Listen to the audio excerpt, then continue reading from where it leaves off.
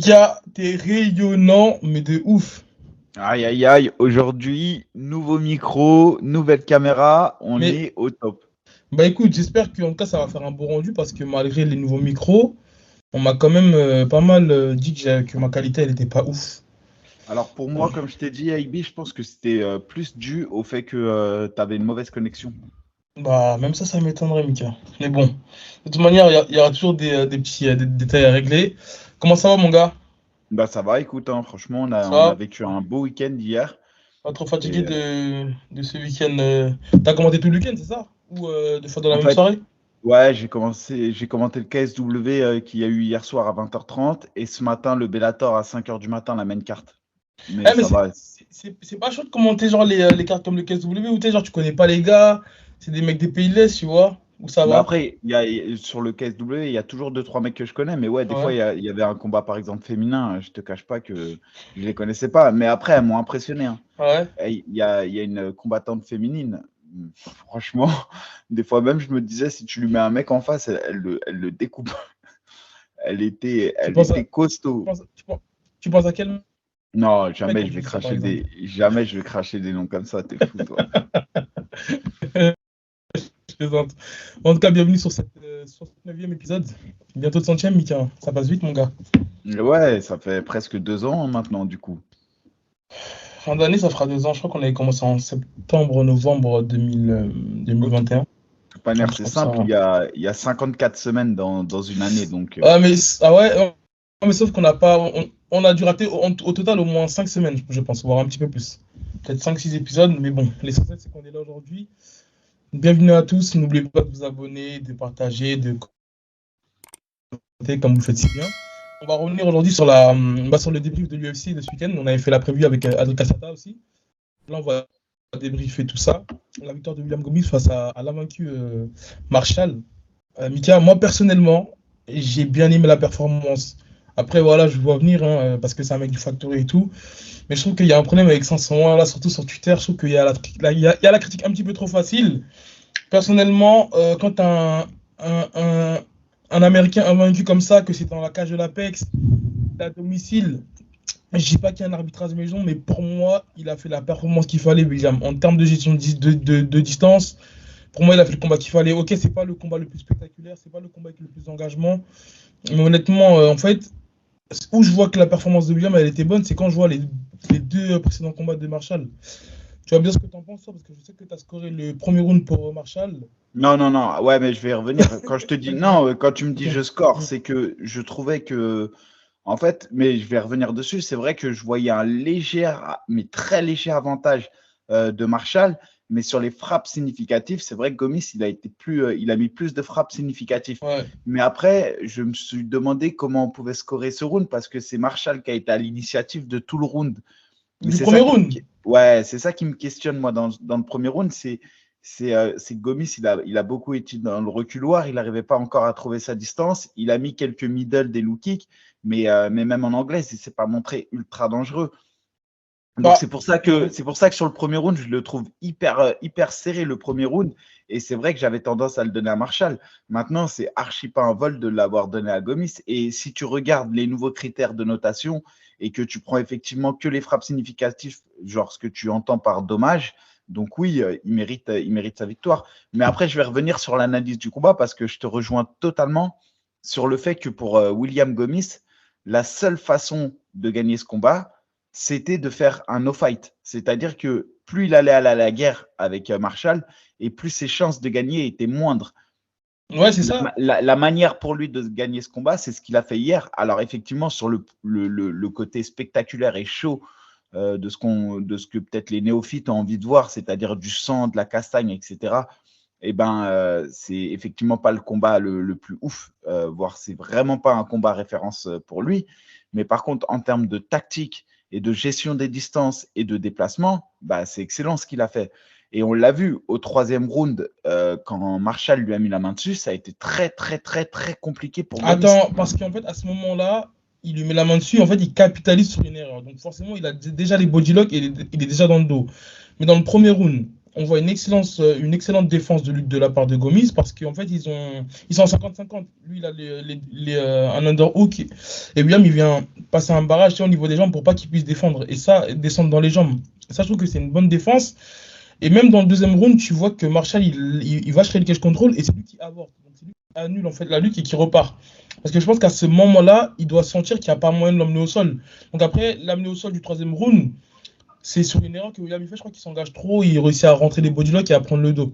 Tu Ouais, vois? et c'est au premier round même, si tu regardes bien au premier round, quand il y a au moment où il se colle, c'est presque William qui vient coller Marshall, et c'est Marshall ensuite, il arrive à retourner la situation, il met contre la cage. William, il met les deux mains en dessous, donc il défend normal, classique sa lutte. Ouais. Et par contre, il reste un long moment contre la cage. Et pour moi, comme il y avait l'agressivité du côté de Marshall et il y a eu ce long moment de contrôle contre la cage, c'est vrai que j'avais tendance à mettre le round à Marshall. Mais encore une fois, je le dis, c'est de l'appréciation et je suis, voilà, moi je suis content que Gomis ait gagné. Et surtout, ce que je redis, c'est que les gars, Gomis, sur le papier, pour moi, il n'était pas le favori. Et la performance qu'il a fait hier soir, elle est incroyable. La gestion des distances, gagner un combat techniquement et tactiquement face à un adversaire qu'on sait meilleur que lui dans deux domaines, notamment la lutte et le sol, c'est ouf. Surtout quand on voit au Ouais. troisième round ce qui s'est passé, c'est ce qui aurait pu se passer tout au long du combat. Donc pour moi, il y a eu vraiment une gestion des distances de William que ça me faisait penser au William qu'on avait vu au Cage Warrior, où il s'est beaucoup déplacé, il a envoyé beaucoup de volume avec ses jambes. Effectivement, il ne s'est pas trop engagé sur les points, mais il ne fallait pas s'attendre à autre chose dans ce combat. On l'avait dit, hein, sur papier, Marshall, c'est très très solide. Et je pense que William Gomis, il vient de battre l'adversaire le plus fort qu'il ait jamais rencontré en carrière. Non, bien sûr. Et Marshall, c'est quelqu'un qu'on reverra, à mon avis, à l'UFC. Ouais, bien sûr. Mais après, là où, en fait, bon, j'ai mis la boîte à questions hein, pour pas changer. Et il y en a qui ont dit qu'en gros, c'était en fait que le prochain combat va être déterminant pour voir si en fait il peut prolonger son contrat à l'UFC. En fait, moi, je suis pas totalement d'accord. Comme je dis, la performance, c'est pas la meilleure performance, mais en tout cas, on voit une gestion des distances et comme je disais, en fait, il a cette faculté-là à suivre un game plan, William. Dans le sens où il combat, dans le premier round, tu dis que c'est Marshall qui n'arrive pas à trouver. Non, tu disais que c'était William qui n'arrive pas à trouver sa distance. Moi, je trouve que c'est Marshall qui n'arrive pas à trouver sa distance. Parce qu'en fait, regarde, si tu remarques bien, il n'y a pas beaucoup d'engagement du côté de la boxe anglaise. Par contre, il envoie quelques jambes qui touchent. Il envoie des middle, donc il est bien à sa distance. Et tu vois que c'est Marshall qui veut engager le combat. William qui recule et qui change de direction à chaque fois. Et en fait, c'est à chaque fois à Marshall de lui courir après et d'essayer de le cadrer. Il n'y arrive pas, tu vois. Oui, Alors, mais quand je te dis, il ne trouve pas la distance, c'est en attaque. La distance, tu la trouves quand tu attaques, pas quand tu défends. Parce que quand tu défends, tu es en contre. Ouais. Donc, c'est pour ça que je te dis que dans les deux, d'ailleurs, tu as raison, les deux ont eu un peu de mal à trouver leur distance. Mais Marshall, on le sentait quand même sur son volume en anglais, ce qu'il distribuait et tout. Il avait envie de casser la distance, il avait envie d'aller bagarrer. Ouais. Et William, lui, il n'a pas du tout été en attaque au premier round. Il a fait que contrer. Et effectivement, il a touché. Et c'est ça qui lui a fait gagner le round. C'est parce que les middle qu'il a mis, il claquait, il y avait un peu de blue kick. Mais sur la physionomie du combat, il n'a pas trouvé une distance dans laquelle il pouvait frapper, ne pas se faire toucher. Jamais. Il a toujours été en contre. En tout cas, on a une petite frayeur parce que, enfin, une petite frayeur. Troisième round, il se prend un étranglement. Après, presque le bras-tête et il tape pas. Et c'est marrant parce que il y en a beaucoup qui ont vu faire. Qui ont vu, on va dire, la même situation lors de l'UFC Paris. Mais moi, je me rappelle à l'époque, d'ailleurs, Mika, ce soir-là, je crois qu'il était à l'OFC en Belgique. Je crois que tu accompagné Yacine Bellage à l'époque.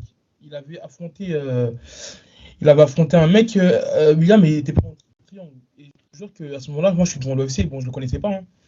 Et il s'est passé la même chose, c'est-à-dire qu'il n'a pas tapé. Ensuite, quelques mois après, en finale des Contenders, il affronte Morgan Charrière en finale. Et il se passe la même chose, sauf que en fait, malheureusement, c'était sur une clé de cheville, une clé de talon. Et il veut pas taper et boum, ça craque.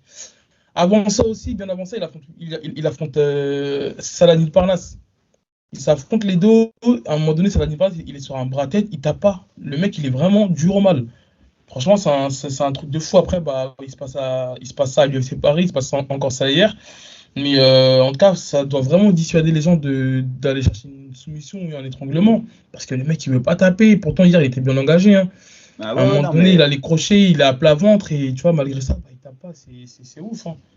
Non, mais c'est bien, il montre qu'il a du mental. Après, moi, je l'avais dit aussi mercredi qu'il avait le sens du danger. Ouais, Je trouve que c'est quelqu'un qui esquive bien le danger, même s'il se fait dominer au sol et que voilà, la position, on l'a vu, c'était quand même compliqué au troisième round, hein. Mais il a su réagir et à chaque fois, il arrive comme je le dis, au dernier moment, à bien esquiver le danger. Donc, c'est bien. Et c'était une victoire close encore, mais qui va lui permettre de progresser. Et là, pour le coup, je vous le dis, le gars qu'il a battu, il est fort. C'est ouais, vraiment un mec fort. c'est ça. En tout cas, moi, je vous invite à regarder les deux précédents combats de Marshall pour voir en fait la différence de performance entre ce qui s'est passé hier, ce qui s'est passé au Dana White Contender Series à son premier combat. Et c'est là où on voit que bah, en fait, il a su le nullifier, William Gomis. En tout cas, dites-nous ce que vous en pensez en commentaire, si vous le voyez briller par la suite dans cette catégorie-là. Et voilà, mais en tout cas, moi, c'était tout pour William Gomis, à part si tu as un truc à rajouter. Non, non, ouais, faut pas être trop dur, c'est tout, parce que c'est son deuxième combat à l'UFC, c'est son septième combat MMA en carrière. Franchement, laissez-lui le temps, il va venir, hein. Quand on voit la construction de carrière parfois que O'Malley a eu, etc., je trouvais que les gens étaient beaucoup moins difficiles avec O'Malley, et regardez où est O'Malley aujourd'hui. Donc Ouais, voilà, faut encourager, surtout que, encore une fois, je l'aurais dit, Marshall est solide. ouais. Donc, à voir par la suite, mais voilà, pour moi, c'était quand même un combat très, très serré, qu'aurait basculé du côté de Marshall, Gomis ou match nul. Pour moi, ça ne m'aurait pas heurté. Mais voilà, ça a été une grosse frayeur qui s'est fait et il va falloir qu'il progresse encore, encore et encore. Mais c'est très bien. Ouais, c'est ça. On passe au combat suivant qu'on avait analysé, Bobby Green contre Jared Gordon, un combat qui était potentiellement, on va dire, la suite comment il s'appelle là, j'ai oublié son nom, je suis un ouf. Paddy Pimblett. Euh, Pour Paddy Pimblett, c'est ça. Ouais, nous, en fait, on supposait que le vainqueur affronte Paddy Pimblett. Après, je ne sais pas si tu as vu le combat, moi je l'ai vu. Bobby Green, clairement, il était en train de Ouais, marcher sur Jared Gordon, hein. Et quand je revois le bien sûr, combat ouais. de Bien sûr, bien sûr. Gordon face à Pimblett et que je vois ce que Bobby Green a fait à Gordon, bah, je m'inquiète pour l'avenir de Pimblett dans la catégorie des 70 kilos, hein. Vraiment. Juste pour revenir là-dessus quand même, je trouve que c'est incroyable la manière dont Bobby Green a géré Jared Gordon. J'avais le sentiment, sincèrement, peut-être pas jusque-là, mais qu'il s'amusait dans le combat avec lui. Et quand je vois la difficulté que Jared Gordon a mis face à Pimblett, après, on le sait tous dans le MMA, c'est pas parce que Pierre bat Paul que Paul bat Jack, etc., etc. Mais franchement, c'est inquiétant pour l'avenir de Paddy Pimblett, je Bah, sur trouve. la performance, Mika, quand tu regardes les combats et le ratio de victoire de Jared Gordon, sur ses 7 combats à l'UFC, enfin maintenant 8, il avait 5 ou 6 victoires à la décision.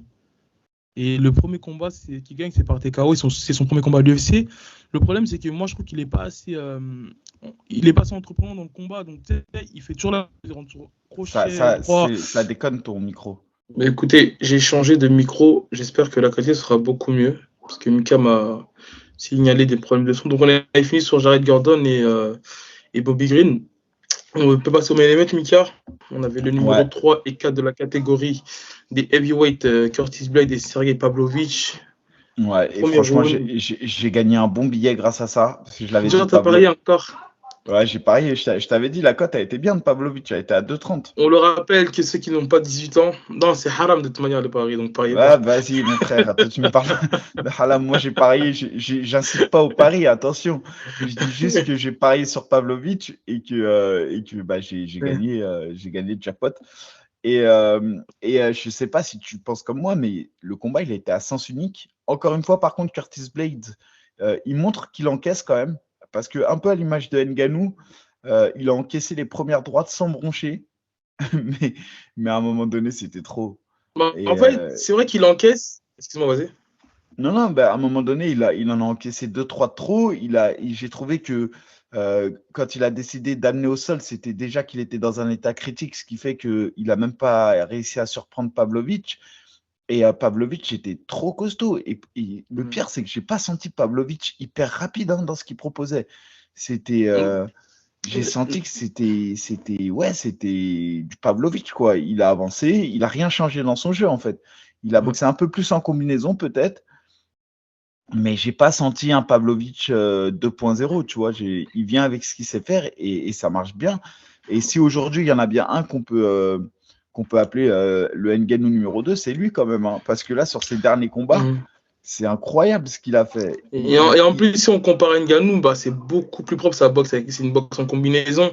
C'est pas des parpaings qui partent tu vois, de très très loin. Je trouve que c'est Arrête-toi. propre. Si tu mets Pavlovich face à Ngannou, tu mets qui vainqueur? Non. Je t'ai dit que techniquement, c'est beaucoup plus propre ce que propose Pavlovich. Je t'ai pas dit qu'il était meilleur. Je t'ai dit que techniquement, c'est beaucoup plus propre. Il y a des jabs, Ouais, il y a une boxe en ligne, il y a des crochets, il y a des je sais uppercuts, il y pas. a des Moi, combinaisons, tu vois. je trouve qu'on est encore sur le Ngannou de l'époque, tu vois.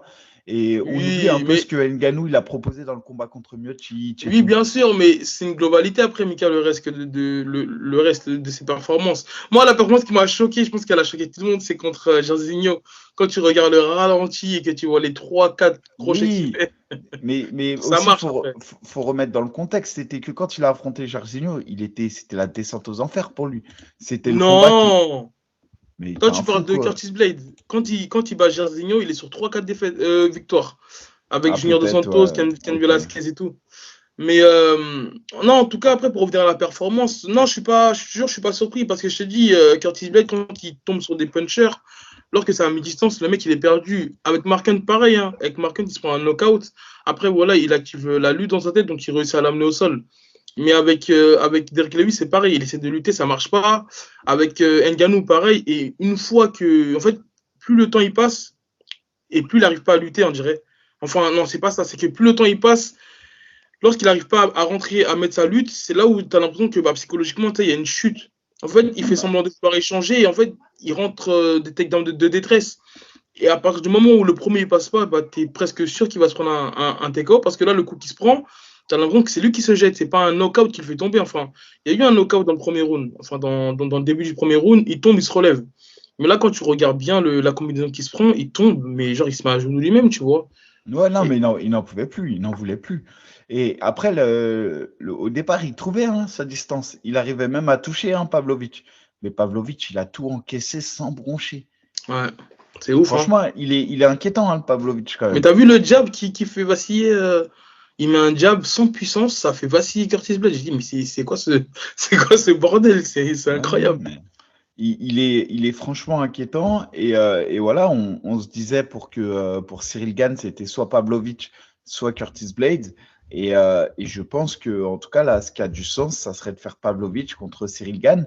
Après, je suis plutôt, au final, je me dis que je suis quand même rassuré parce que je me dis que il a sur le pied-point, Cyril Gane, il a montré qu'il pouvait battre Ngannou, quoi, sur la partie pied-point. Après, on ne saura jamais si la blessure empêchait Ngannou de boxer et tout, mais ça, c'est des hypothèses. Mais ce qu'on Bien a sûr. pu voir, c'était qu'en tout cas, sur la partie pied-point, que ce soit contre Volkov, Rosenstruck, Derrick Lewis, Ngannou, il s'en est toujours bien sorti. Et comme Pavlovich, on le sait, c'est pas un grand lutteur, bah, au final, c'est peut-être un bon match-up quand même pour Cyril Gane. Parce que Ouais. c'est quelque chose qui, ok, on ne le verra pas s'il a progressé en partie lutte ou pas, mais en tout cas, on sait que c'est des profils qu'il sait gérer. On l'a déjà vu pouvoir le faire, et c'est un combat qui lui permettrait de revenir tout de suite comme étant un prétendant au titre. Donc ça peut être intéressant pour lui. Mika, quand tu as eu 2 chances au titre et que tu rebats le troisième de la catégorie, voire le quatrième, ça m'étonnerait que tu puisses te positionner en tant que. C'est-à-dire que même si en septembre, Pavlovich contre Gane, ça se fait et qu'il gagne, c'est pour moi quasi impossible qu'il demande directement un rematch pour Mais la mais ceinture. mais il y aurait Tu peux qui? pas. Mais il y aurait C'est qui? pas, c'est pas qu'il y aura qui, c'est qu'il regarde. Quand tu prends l'exemple de Ngannou qui perd contre Miocic, il lui a fallu 4 ou 5 combats, Mika, Non, mais je suis d'accord. Mais là, regarde, la KT, tu as John Jones qui va affronter Stipe Miocic. bah, déjà, Tous les impossible que deux, l'UFC. déjà, Regarde, regarde. hein. Tous les deux, non, mais écoute, tous les deux, ils disent à demi-mot, c'est un peu notre dernier combat. En gros, c'est ce qu'ils disent. Bon, Ok, bah, donc là, déjà, ça questionne. ok, dans ce cas, si entre-temps, il y a John Jones et Miocic, et que John Jones, il gagne et qu'il prend sa retraite, ok. Ok, là, il pourrait y avoir un Miocic, Cyril Gane Mais, pour la mais, ceinture. Mais mais si John Jones, il est toujours là, présent, je vois vraiment pas l'intérêt qu'il y ait un rematch bah, immédiatement. alors vas-y, tu mets qui contre John Jones? Bah, Miocic.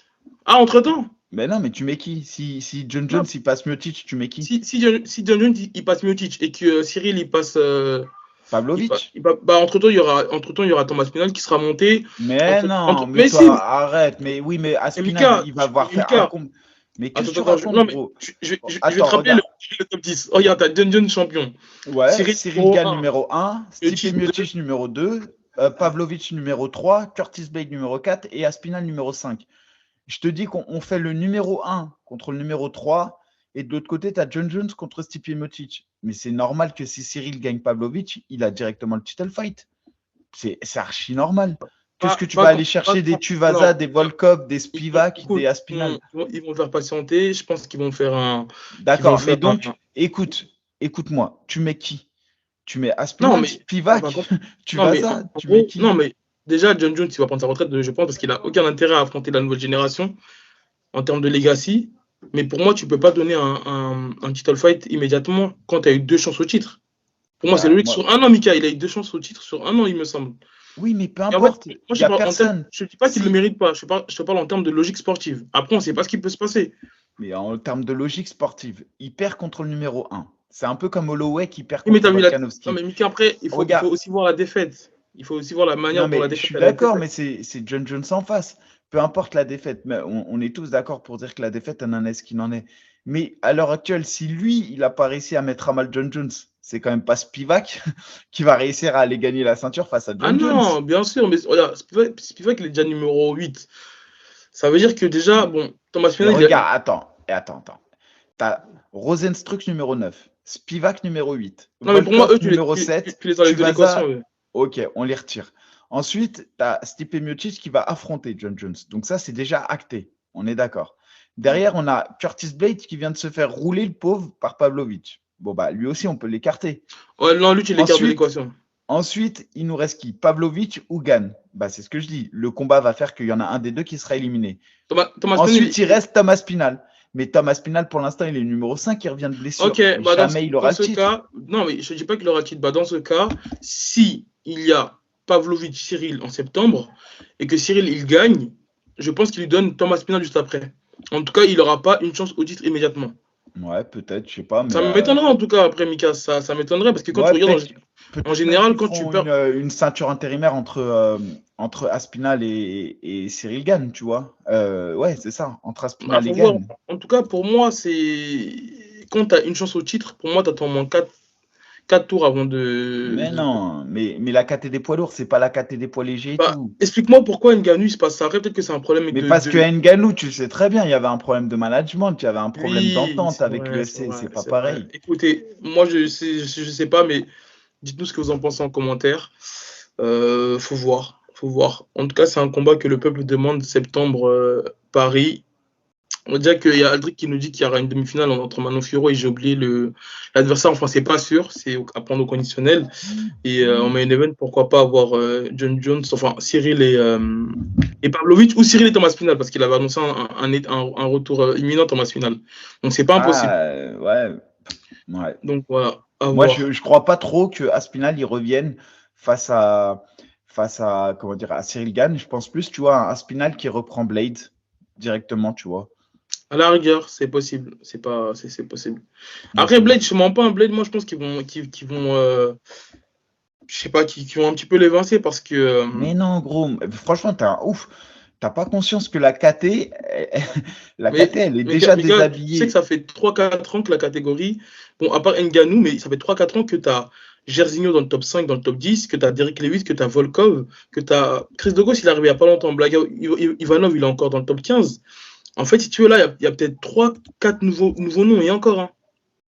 Mais si les nouveaux noms, ils ne passent pas ces anciens, ça veut bien dire qu'ils n'ont pas leur place. C'est pour ça que je pense qu'ils ne peuvent pas prendre le risque de mettre Curtis Blade face à Thomas Spinall, par exemple. Parce que si Curtis Blade il bat Thomas Spinall, ils sont un petit peu niqués, Mika, en termes de renouveau dans la catégorie. Donc, dans ce cas-là, toi, tu parles en termes de business, tu ne parles pas en termes de logique sportive. Oui. Un peu des deux parfois. Écoute, dites-nous ce que vous en pensez en commentaire. On va passer à l'annonce qui a été faite pour le 10 juin, le retour de notre Nassourdine Imavov national contre Chris Curtis le 10 juin au Canada. Chris Curtis qui est coéquipier de Strickland et qui était justement dans le coin de Strickland lorsqu'il affronte Nassourdine Imavov. Mika, selon toi, bon match-up ou mauvais match-up? Bah, moi, je pense que dès que tu affrontes du top 15 au top 5, et surtout quand tu affrontes des gens qui sont derrière toi dans le top 15, c'est mauvais match-up. Parce que Chris Curtis, pour moi, il est aussi dangereux qu'un Strickland. Tu vois, je le vois vraiment aussi dangereux qu'un Strickland. Il a un pouvoir de frappe qui est énorme. Je le vois peut-être même plus dangereux que Gastelum à l'heure actuelle, Chris Curtis. Et donc, tu vois, j'aurais préféré voir un Nassour affronter Kevin Gastelum, parce que Gastelum, il est devant Nassourdine. J'aurais préféré voir Jack Hermansson contre Imavov, parce qu'il est devant lui. J'aurais préféré le voir contre Dolidze, parce qu'il est devant lui. Derek Brunson. Voilà les gens que j'aurais préféré voir pour Nassour. Parce que là, Nassour, en gros, il prend un gars qui est classé derrière lui, et c'est un gars qui est amené à venir dans le top 5 des 84 kilos. C'est vraiment un gars qui, pour moi, va aller dans ce top 5. Alors oui, la performance qu'il a fait là contre contre Gastelum, elle n'était pas ouf. Il n'a pas réussi à s'imposer. Mais attention. Attention, quand je vois le combat de Curtis contre Buckley, je me dis que c'est difficile. En fait, les atouts qu'il a, c'est pas que c'est des atouts kryptonites pour Nassour, mais c'est qu'ils ont un peu les mêmes points forts. C'est-à-dire que ça frappe dur debout. Et à la différence de Nassour, c'est que Curtis, Nassour, on le sait tous, c'est un bon technicien. Il maîtrise bien, il est propre, il est majestueux dans sa manière de boxer. Et Chris Curtis, il a un côté un peu frappeur, brouillon. Et le côté bagarreur, on l'a vu face à Sean Strickland, ça a été difficile pour Nassour d'appréhender ce côté bagarre. En fait, dès que ça sort un peu du côté technique, c'est compliqué pour les fins techniciens d'appréhender ça. Et je pense que Chris Curtis, il a les armes pour essayer de faire déjouer Nassour. Donc, c'est pas un combat facile, ça va être vraiment un combat difficile. Mais c'est ça, en plus, au-delà du côté technique, quand ta technique ne suffit pas, bah, tu la lies à la puissance.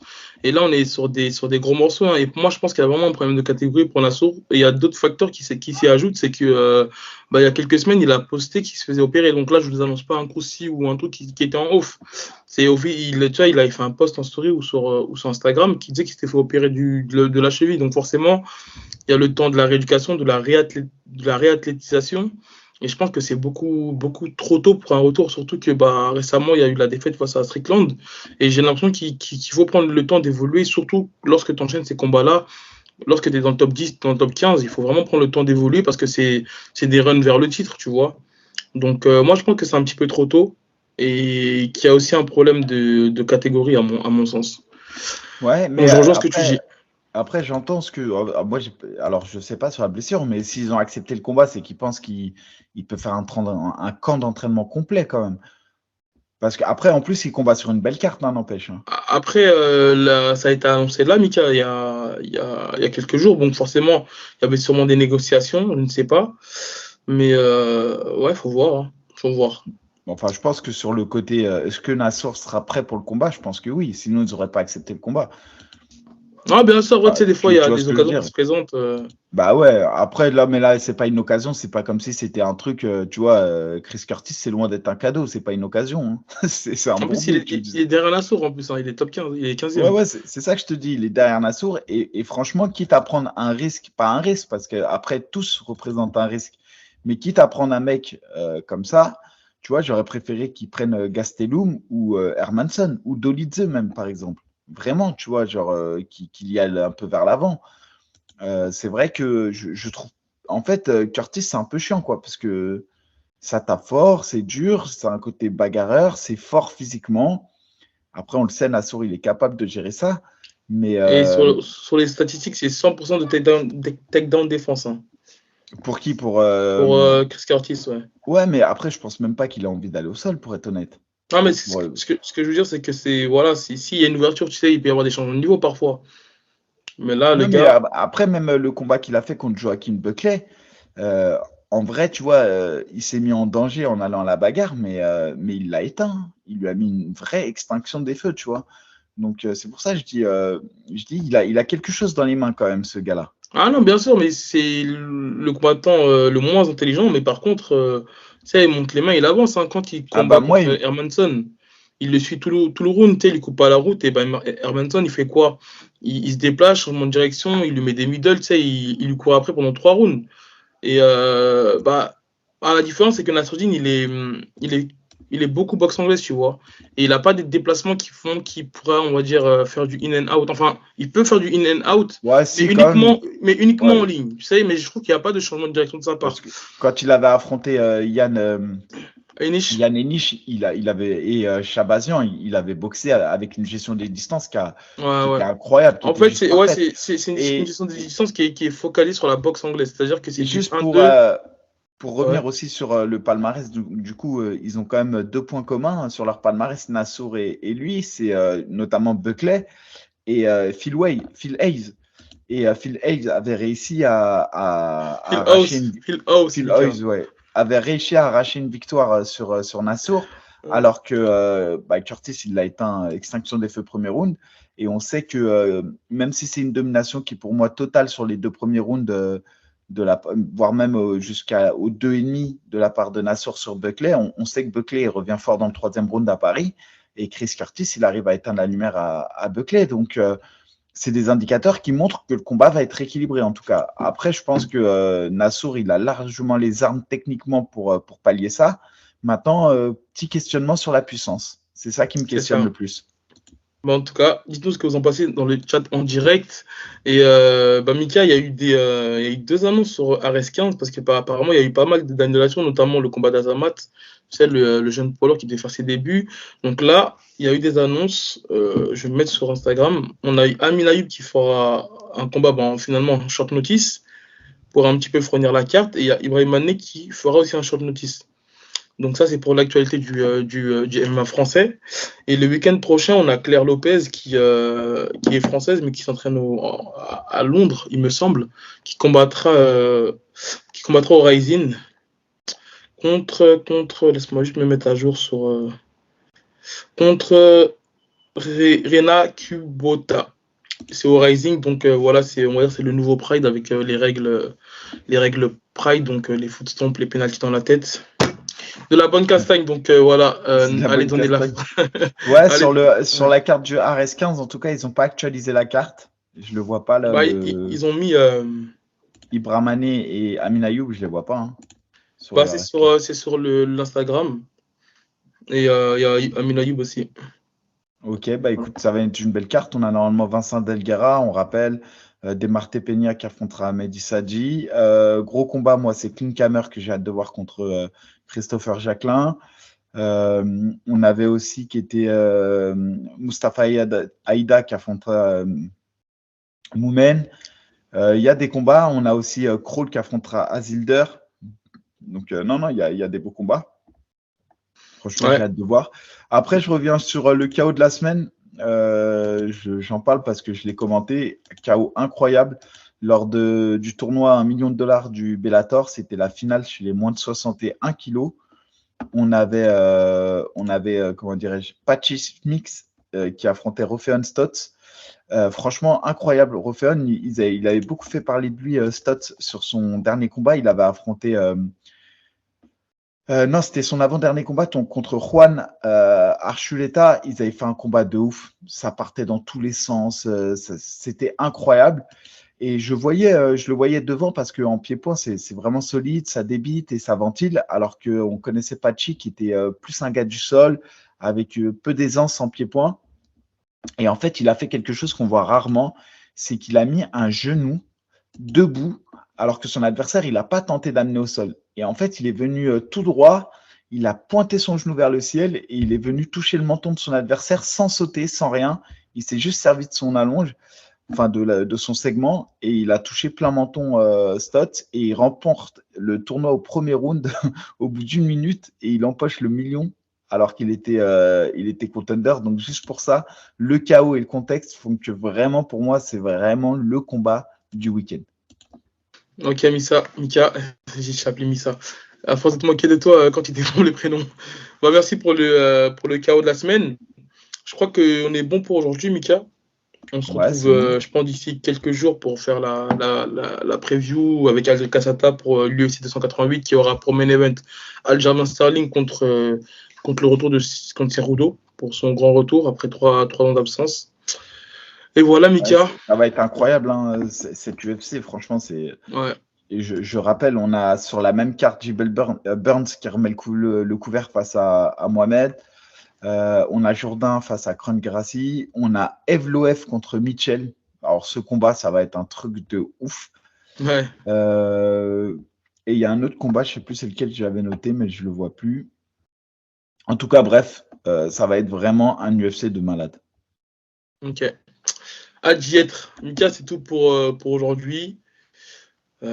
Bonne soirée à vous, ou bonne journée en fonction de l'heure à laquelle vous regardez ça. Abonnez-vous, allez nous follow sur les réseaux. Et il n'y a pas de croustilles en ce moment, non? Non, il n'y a rien. Bah, écoute, après, je suis loin de tout. Mais non, pas de croustilles. Non, j'ai même pas de. J'ai rien. T'as pas repris l'entraînement, non? T'as repris? Si, je m'entraîne, ouais, je m'entraîne toujours un peu. Mes détentes. Bah attends, je vais voir s'il y avait des questions parce que les questions qui ont été posées, ça concernait le fight de William Gomis. Donc je vais faire un petit tour. Alors, non, c'était ça, on y a répondu dans l'ensemble. Donc non, je crois que c'est bon, Mika. Ok, bah c'est carré. Alors, bonne soirée à tout le monde, les gars. Yes.